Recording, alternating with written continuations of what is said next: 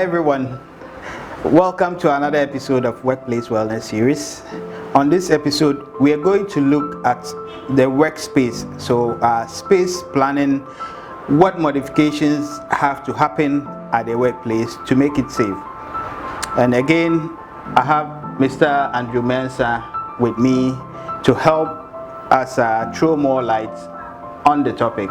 Andrew, you're welcome. So Andrew, in an effort to make the workplace safer, what should go into planning of the space? Yussif, the arrangement or the setup in the workspace area needs to be modified or reviewed to meet the standards for social distancing, to implement the protocols. In the past, you would have had, that circular, setting where you have a cluster of workstations around, and they are so close, and all that would have to be modified to make sure that the seating arrangement of staff follows the protocols.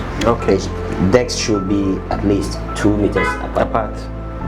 And wherever possible, there should be screens in between, workstations to prevent, the spread of COVID germs. Okay, and I think one other thing that has to be looked at is to upscale cleaning and disinfection frequencies in the workplace, especially where you have shared office equipment like printers and what have you. So somebody used a printer, there should be maybe a disinfection station or disposable wipes. So once you use it, you wipe and you dispose of it as well.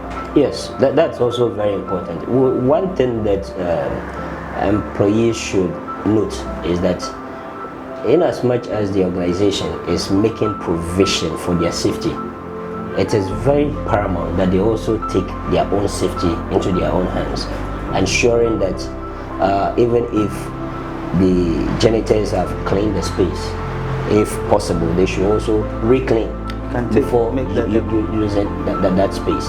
That is very, very critical. As we say, safety is everyone's business. It's everyone's business, but the facility manager is in charge of that. Yeah. Okay. So we have talked about the office space. Now, part of the workplace, an important part indeed, is the washroom. How should we go about ensuring that the washroom is safe for employees? The first step to take is to ensure that cleanliness or hygiene in the washroom, it's scaled up very high. The frequency of cleaning the washrooms must be increased. The disinfectants and soap and toiletries in the washrooms must be restocked regularly, and there should be notices on the vantage points in the washroom that once you are done using the washroom, maybe you should wash your hands for at least 20 seconds and running water with soap. And then washroom ventilation. That's another area. It's a challenging area for us here in Ghana. Usually we have enclosed spaces for washrooms, and if you are lucky, you would have one extractor fan to just take out the smell. But I think we should fix more windows, and if possible, have swing doors. So to reduce the surfaces that are touched.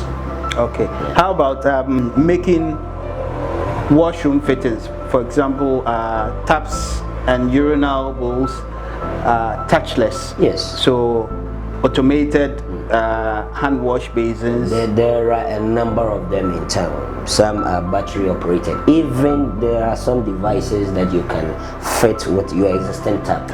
And these devices have sensors in them. So once you place your hand under it, the water flows. We have automatic soap dispensers, automatic hand sanitizers, you know, all to increase the touchless, you know, equipment in the office space.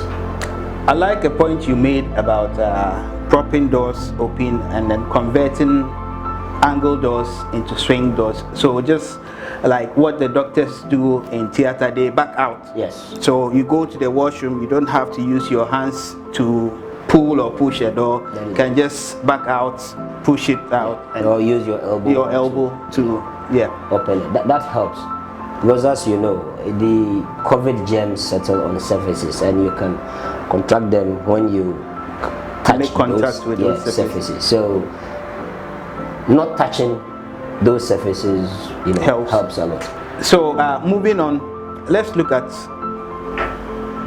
restaurant and staff canteens. Is it ideal to have them open? And we can also look at conference rooms and meeting rooms as well. What will be your recommendation? The ideal situation would be not to open canteens, thereby reducing the number of staff on the premises. Okay. And then encourage staff to bring their own food from home. Okay. Yes. But if it's nearly impossible to close the canteens, then the hygiene aspect of food preparation and, you know, serving and all that must be different, completely different. No buffets. No buffet. So just packed meals. Packed meals. You just grab and go. You know, cutlery that, you know, you dispose them off after using them, and seating arrangements should also be observe social distancing. We should also observe social distancing, you know, and if possible, not sit facing each other, whilst eating. So you can reconfigure the sitting arrangement in the canteen area. The standards for, you know.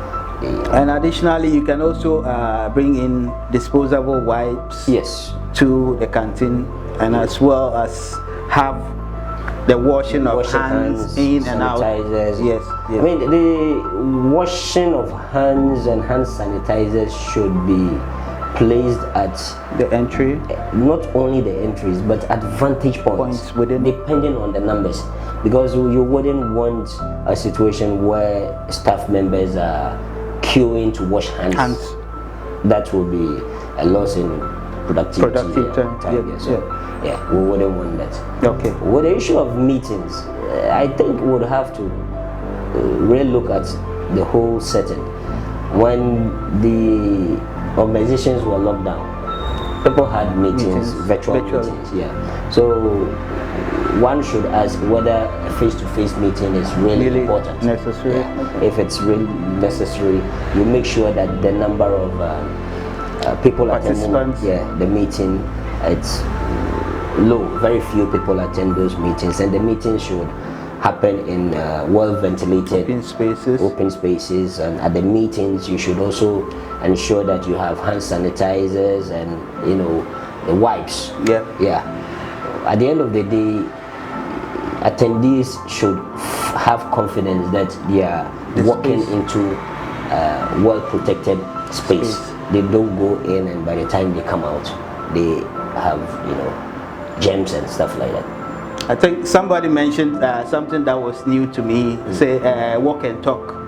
So it's a form of meeting that has also cropped up in the course of COVID, that you have your meeting whilst having a stroke. Yes. So few people just on maybe the car park. Yes. Having your meeting far apart, taking a walk. That happens in situations where, you know, almost all the meeting rooms are air conditioned. You don't have enough windows for ventilation, so you would want to have the meeting in a very airy space. And don't forget, you know, some of these challenges come with, you know, new solutions. Yeah. So we used to have meetings where we sit comfortably, and then we move from that to stand-up meetings where everybody in the room is standing because it's kind of a crash kind of meeting. Yeah. So it's okay to have meetings at the car park, open space. Yes. Yeah. I've also observed that people have their lunch in open spaces, you know, and all that.